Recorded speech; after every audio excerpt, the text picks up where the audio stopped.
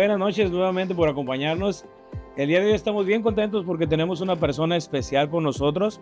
Viene aquí del departamento de bomberos y teníamos tiempo queriendo hacer esta entrevista a alguna persona que fuera parte de los bomberos. Y créanme que el día de hoy estamos de manteles largos, estamos muy contentos porque tenemos muchas preguntas y tenemos muchas cosas que compartir con él. Y pues va a estar bueno el día de hoy para poder comenzar con mucha energía, con mucha emoción para poder hacer esta entrevista. Diana, por favor, tradúceme esa parte. Well, good evening to everybody. Good morning, good afternoon, depending on what time you're watching us. We're here wanting to speak to somebody who's been part of our community. We have a firefighter today. We are so inspired by you and doing everything you have done for us.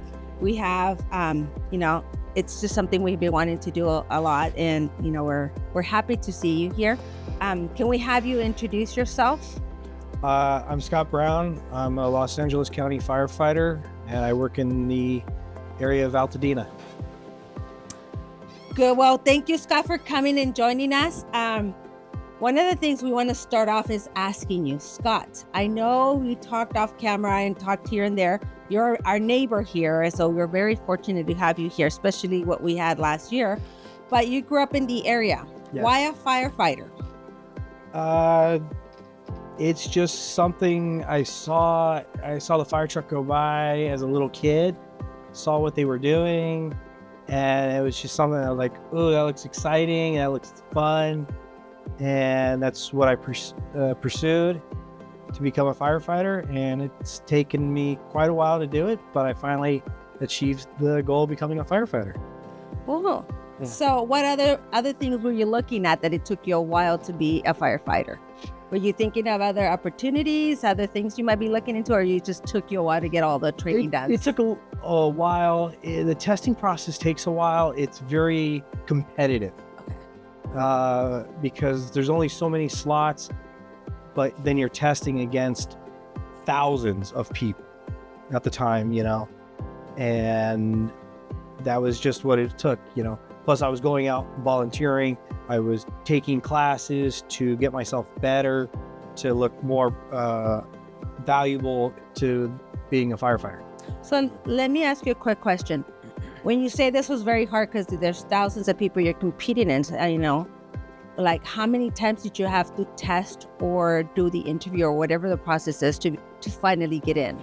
Okay, so the whole process, I first started taking fire technology classes at Pasadena City College.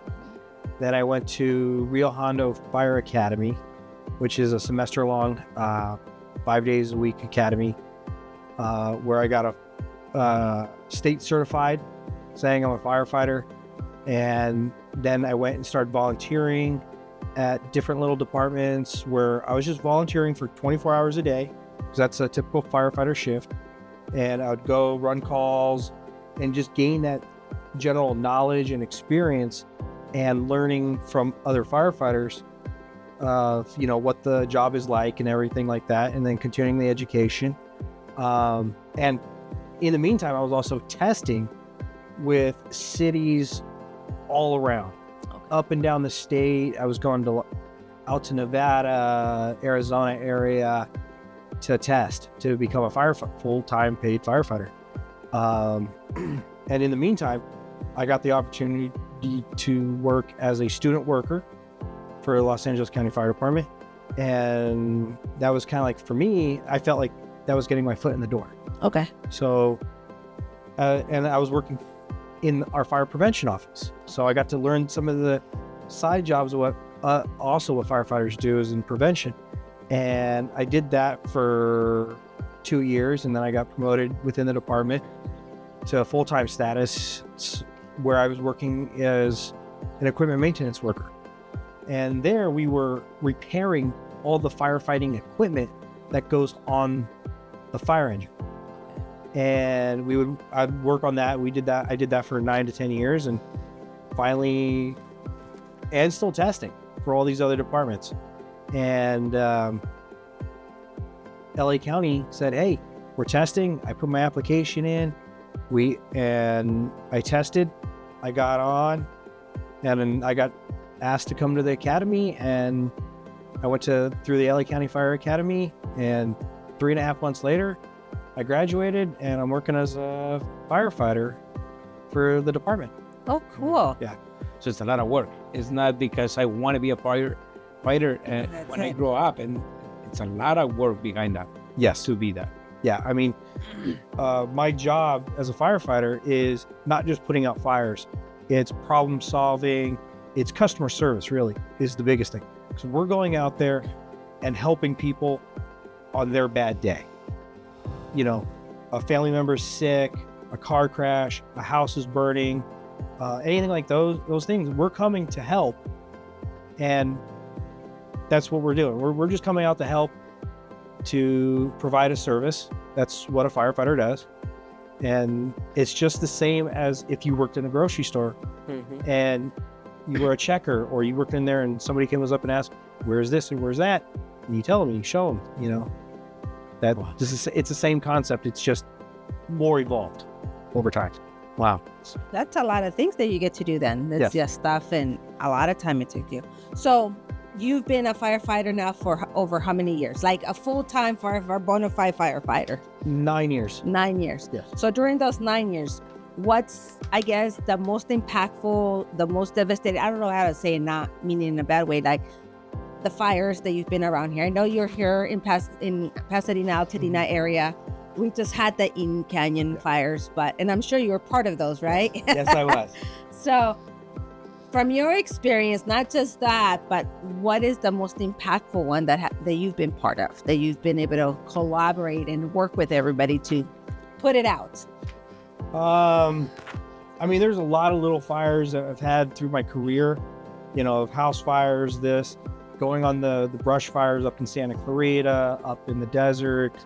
But the biggest one for me was the Eden fire, because I'm not just a local firefighter, but I'm also a local resident. Right. So my house was in the fire zone and my fire station. Right. So I had to do like a double duty, you know, work to protect my house, my neighbors' homes, my fire station, and the rest of the community. So for the rest of the community, I know, like I said, you know, the Eden fires is a little bit over a year ago. How was it determined, like, I know it's not up to you guys as firefighters, but like, how do you know which house to go attend to first rather than the other one? And I know with these last fires, a lot of people were complaining that there was no water in the hoses or anything. So how did you guys decide which houses to go to first? Yes, that was one of my questions. Oh, that's a good one. I mean, it's really a judgment call at that time, because if we come up to a house and it's just starting and it's already on fire, let's say it's coming out of the eaves, well, it just looks small on the outside, but inside it could be fully raging in the attic. And on a regular structure fire, you know, if it's just a regular day and that house is burning, you're going to get 4 fire engines, a truck, a squad, and a BC that's 25 firefighters are going to come to put that house fire out. Well, in the Altadena fire, the Eden fire here, there was multiple homes going. So we didn't have enough firefighters.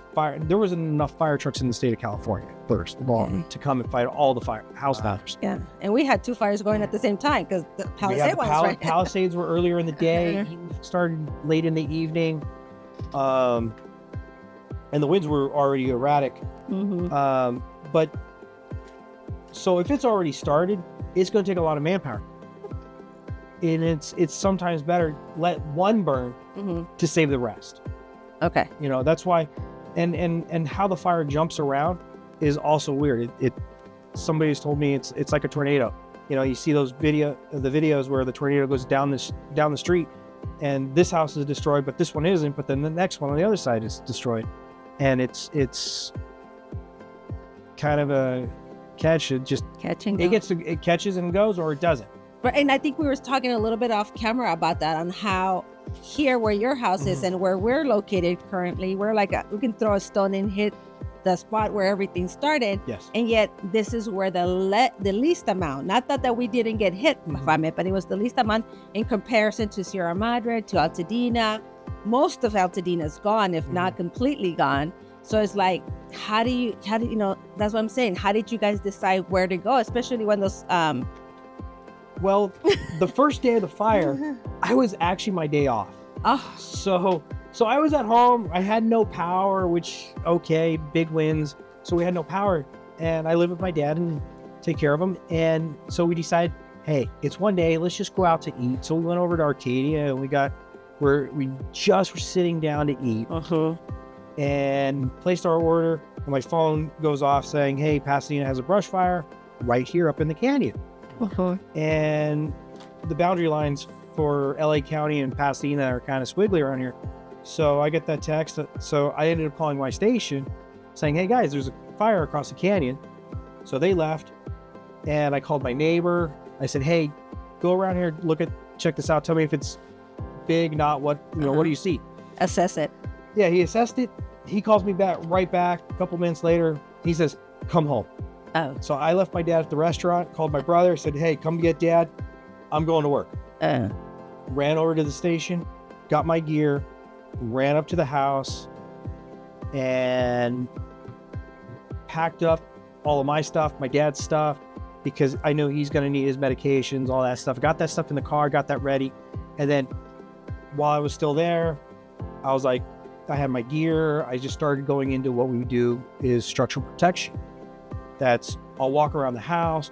Anything that's flammable, move it away. Anything that's going to catch real easy. After I was done with my house, I would bump to my next door neighbor's house, do the same thing. I did my whole street. I went through all my neighbors' yards because we've gotten really close on our street that I know all my neighbors. Right. We get together and we have barbecues during the summer and all this. And I saw them as I was coming in. They were all leaving. So I just started doing what I know and been trained to do. So I did that, and I didn't have a fire engine or anything like that. I had a coworker call me and said, you need help? I said, sure, come on over. So they finally showed up a couple hours later, and even though the fire started at 6:30, it didn't get to my house till 12:30. 6 hours it took for it, even knowing it was, but by that time, it was already down in Pasadena, over in Hastings Ranch, and burning and moving. But I also have history of living in the same canyon. I was here during the 93 fire, and we lost water and power. When we lost power, we lost the water pumps. Well, over that 30-year period, the water company has put in portable generators that back up the pumps, increased the water supply, added new tanks. So in our area, we didn't really lose water supply. So we had water to fight that fire if it was nearby. Okay. And on the other case, on the Altadena side, I'm not really sure, but they lost power, pumps went out due to damage from fire and everything like that. And that was one of the biggest things. They lost water. Once you lose water, you can't fight fire with water. And that's the most available thing we have. Wow. Yeah. Let me ask you something. Describe, put me inside the fire that night. How do you feel it when you see houses burning in here, houses burning over there? What was coming through your mind? Like, what have you been thinking? Like, do you feel like fear? Like fear? Like, not fear. It's just, I'm always looking around to see what's going on, what's overhead, what could happen right now. I'm like, is there power lines going to fall down on me? Trees going to fall down? I saw a couple trees in my own yard fall down after the fire started and with the winds. So, because we had the 90-mile-an-hour winds. So you're always constantly looking around. Your head's on a swivel, looking for that next possible danger. Don't really have time to say, that's fire, I should be afraid of it. No, I've been trained to fight it. So I know that I'm not afraid of it. I'm just watching it. I respect it. So I think that's the right word. Yeah. Respecting it. Yeah, I respect it to put it out. So let me ask you this next question. That was a very good question, Manuel said. You were saying you were on your off day when all this started and you were with your dad. Are you married? Do you have kids? No, I'm not married. Don't have any kids. So for you, how does it feel like once you go into the gun-ho of the fire, go into battle with the fire, if I can say use those words, come off typing, but has it ever, crossed your mind, one of these days I may not come out, or how does that deal? I think that's a little bit of what Manuel wanted to. It's always in the back of a firefighter's mind, but we don't think about it. We don't let that stop us from doing our job. So yeah, I guess you could say it's a fear, but it's a thought's there, but it doesn't affect us. So you guys go like into a fight or flight mode? Yes, but we go into the fight. Yeah. And the civilians, they're going to run. They're going to go into the flight. Like my neighbors. I was driving up my street and I was passing two of them as they were leaving. And I understand what they were doing. They wanted to protect their family, their kids, and everybody else. So, they had to leave. Have you ever been in a situation where you thought, oh my God, I don't know if I'm going to be able to get out of this one? No, I can't say. I try not to be put in that position. You try your best to put everything you've learned to practice so you don't end up in that situation. Yes. Okay. What was the most sad thing you remember from that day? Something which you impact, like, this is hard. That day, I can't say that was a sad part. It was just an emotion. It was a couple days later. It was an emotional draw because I went back to work and I'm working, and how's my house? How's my community? Things have changed. I mean, the neighborhood doesn't look the same. The city doesn't look the same. Places that I grew up, friends' homes are gone, and it's devastating. It's like, wow, it's just like, I knew them, and their house is gone, and it was about 10 days later that I kind of really broke down and had a hard time. And it was just like, okay, I need to get away. And I was at work, and the guys saw that, and they're like, okay, hey, you're doing double duty because you're taking care of your family, but you're here, and you're taking care of the community. You're doing a lot more, we're at our fire station. So they're like, hey, you need to take some time. So they let me take a couple days off, 10 days later or so, and to kind of like, okay, let's take care of the home front. The city's starting to rebuild. As soon as fire's gone through, power companies are coming in. We're getting electrical, gas, all those services are coming back if they can. I mean, it's going to take time, but they'll come back. And lucky enough, we got it back about 10 days later, and coming home was great, and my dad finally got to come home because he was at my brother's for 10 days and stuff like that. So it was really a good time where I got to breathe and relax and not be up on edge running around. So that The fires are over. Like, what do you do now? Like, for your pastime to just zone out and send into back to normal and reality to heal your emotional part and yourself? I used to go hiking a lot around here, but the Eaton Canyon Nature Center area is closed, so I can't go hiking there. So I go out walking. I watch YouTube. I make beef jerky on my downtime. I've been doing that for 20 years now or so. What else? Yeah, I just feel like that's about the best things that I kind of cope with. Play some video games, just kind of like, just relax and just let the world go on, Don't turn on the news, don't see what's going on. I think just going outside and just mowing the lawn is fun too. Yeah. Earlier you were also mentioning, other than having your time for yourself, you do a lot of volunteer work for the community. Yeah. What are some of those things that you do? A couple years ago, I got started with, I saw a video, somebody posted that they were working at a fire lookout way out in the wilderness. So I was like, that looked really exciting, just being way out in the wilderness. Mm-hmm. And having no communications with the outside world and having any influence like that. So I got to looking for it, and around here, there's some fire lookout towers in the Angeles National Forest. So I started volunteering with them. And I go up there during the summer, I volunteer for some days, and there's other volunteers there, and you could stay up there for the night or so, and you just look out, and you're protecting the forest in a way. I mean, because fires grow when nobody reports it. Right. Yeah. So being way out in the wilderness where they were up in the Pacific Northwest, there's miles and miles and miles, and there's nobody. There's no roads, there's no cell phone signal, but you can still talk via radio, and that's what they do. They just talk via radio, and they use their equipment that they have to sight in where a fire is, and they report it, and they send the firefighters off. That's fun. So you get to have a little bit of own time to meditate, self-time, and at the same time you're keeping an eye on stuff. That's kind of cool, actually. Yeah. Cool.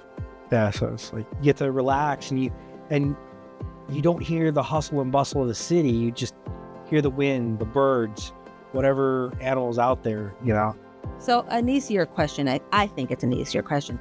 Out of 100 calls, how many are actual fires, and and what's the least amount of?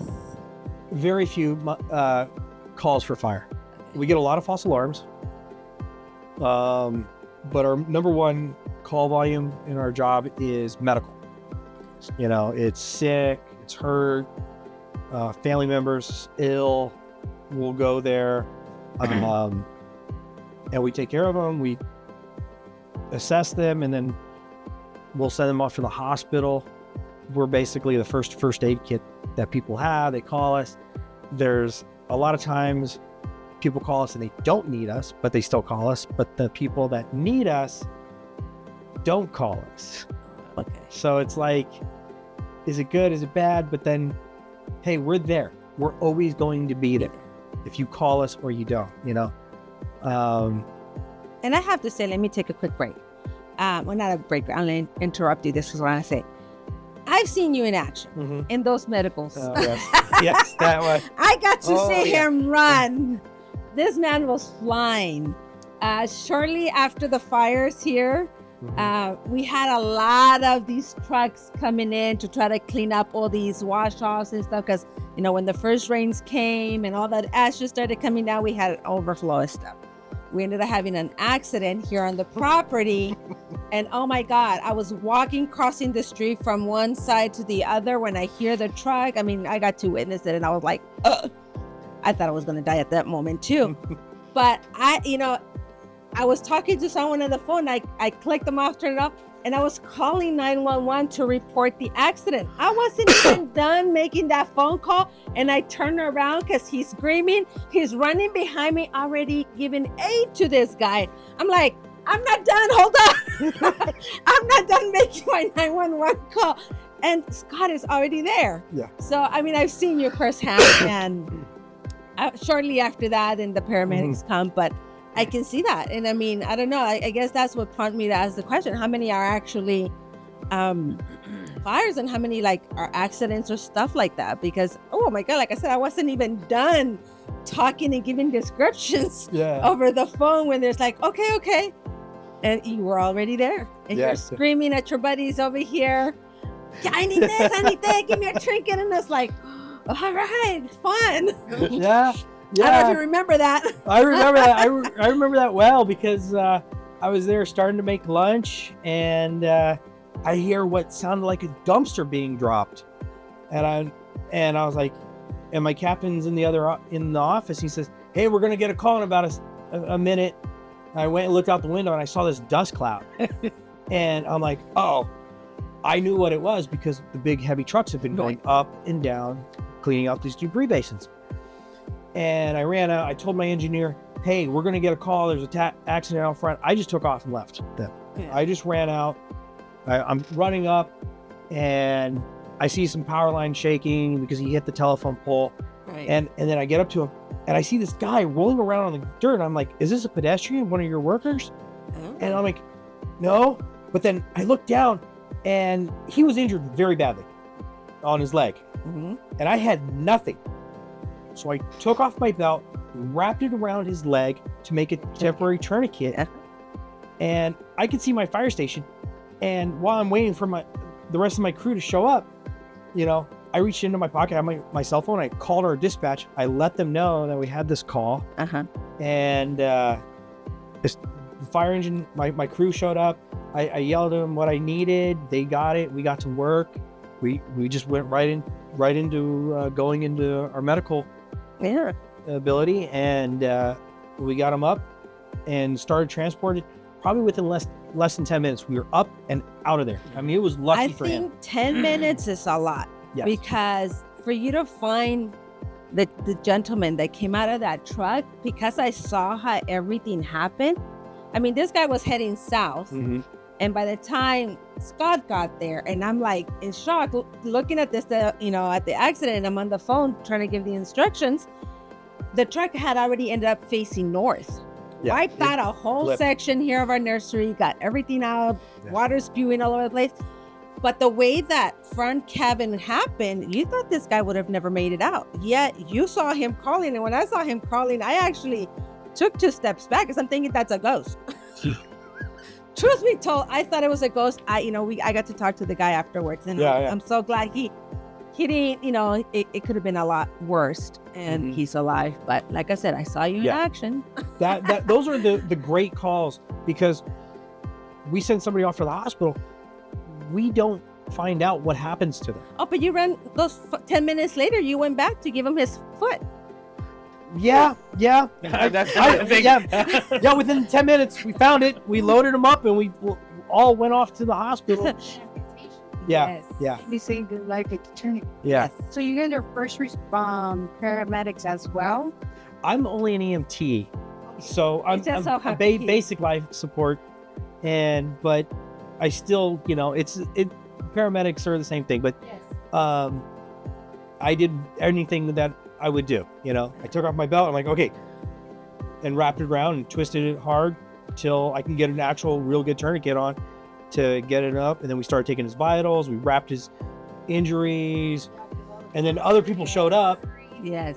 Yeah, the ambulance showed up. We got him on the gurney. Me and my engineer, we went into Diego to go find the foot. Sorry, I had to tell you that part, but we found it. We picked it up, put it on ice, and Ran over. sent it off to the hospital. Yeah. And Manuel did not lose any time to make a joke out of that. And he says, you guys made it in less than 10 minutes because you were running with 3 legs. Yes. Yes.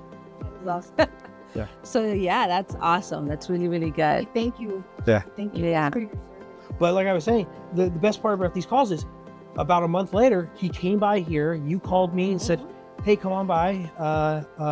And I got to meet him, and he thanked me, and it's great to see those moments of, hey, we did something good for the community Exactly. or for somebody in their time of need. And that's great. Was that a fulfilling moment? It was one of the great moments. You get to see the person that you helped, and you know that it was a happy ending. Yeah, he's gonna have some disabilities, but it was great that knowing that he's alive, his family is still with him, and able to meet, hang out with them. Yeah. Yeah. I mean, it was amazing. It was amazing. Having that guy come back Mhm. and talk to us was really amazing. His mom came back. It's funny if I want to expand a little bit. The mom came back like 2 days later, 3 days later, because he lost his wallet, he lost his phone and stuff like that. And they're like, have you seen it? Do you know where it is? And I'm thinking, I don't know. All the debris left over is still there. You can go ahead and go look through it because Yeah. I haven't touched it. I'm waiting for the insurance to come and take all the pictures. And it was her, I think a family member, her husband. This lady was devastated, but she was going through the debris. She found the wallet with the Good. $20 that he had there for lunch. It was a 23-year-old. I remember. Yeah, he was very young. Yeah, 23. Very young, 23-year-old guy. It was his first time working on something like this. And it was just like devastating. But at the same time, when I saw him, like, oh my God, you're going to be able to do so much more because you're able to come back from that and to have the help that you provided, you and, everybody from the station and, everybody that came by. And as Noemi said, thank you and thank everybody who's our first responder for all those calls that are answered, whether they're needed or just false. Yes, yeah. You guys are there for us in one way or the other. In wrapping things up, because this is a great, I'm learning a lot, but what would you tell our community that is looking at this to have prepared so that we know how to prepare ourselves and not freak out if we don't have to? Should we have that red bag right at the door or something like that? Have it located somewhere close by a door, that emergency kit, if you do have to leave, have your papers, your prescriptions, your extra pair of glasses, whatever you need, passports, cash, money, things like that. But another thing I like to say is if you can make a list of prescriptions that you have, because if you just call us on a 911 day because your mom is sick and she needs help, that helps us and helps the doctors down the line just to give us that list of medications and information that we can hand to the doctors and say, hey, this is the medications, the amounts, the times they take it, and we could turn it in and make it legible and everything, type it up, even make extra copies and stuff like that. And that helps our job. It'll help you out, because when we go to these medical calls, people are just scrambling and they're like, I don't know, they take this medication, and it just helps, just to have like a little information card for each family member and say, hey, Jimmy is sick, this is all his medications, or he doesn't, or he's allergic to this, and all that stuff. So, but like the most crucial health yes, health problems with their medical history, if they're asthmatic, diabetic, heart issues, any past major surgeries, allergic reactions and medications. Those are probably the basic three things. And basic information, name, birth date, and stuff like that.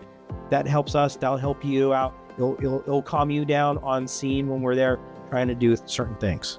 So on top of having an extra water, a blanket, or you're saying just have a list with all your medical would be the top one. Yeah. All medical conditions, medications, and stuff like that. Yeah. I think that's important because we never thought we need that list ready for those occasions. Yeah. I mean, a lot of people just will hand us, Here's my bottles. Here's the bottles. Yeah. That's mostly what it is. We have to sit there, copy them all down, or we'll put them all in a bag and we'll transport them with the patient to the hospital.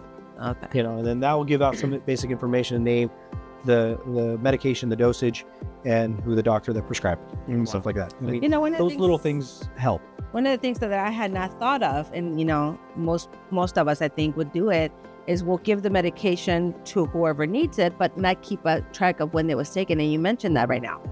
Keep a log of when they last took it, how much of it, and when is their next dosage. Because sometimes if we just give you stuff, you think, oh, did they take it? Did they not take it? And so, yeah, those are little things that I had not thought about. Little things like that. It's just like take one pill twice a day. Okay, there you go. Something like that. Yeah. Wow. So, anything else you want to let us know? How much fun do you have with all this? Oh, I do. I love coming over here and talking to you and walking through your nursery and looking at all the plants, having my little green thumb, to do stuff. Oh, he always comes around and looks at stuff and gets the garden ready and go. Well, I want to thank you very much for everything. Mm-hmm. We're going to look forward. I will let you know when it comes out. Okay. So everything's there. And thank you so very much Thank you for everything. I think we're so lucky to have you here. Yeah. Oh, yeah. Next door. Next Can't door. complain. Call me anytime. I'll be coming running. And next time we should talk about what is in the neighborhood. Yeah, We always know the area. Yeah. And there's a lot of things in here what Diana and I wouldn't know. Yeah. So probably next time. There's a lot of history to this local community right here in Altadena, Pasadena, that you'd be surprised. It goes back. The bunkers. We should have you back, right? Yeah. And talk about that things. Okay. So we're so lucky. show this time, so I am with Ah. Okay. You have Okay. one There you last go. question for him, Nemi? No.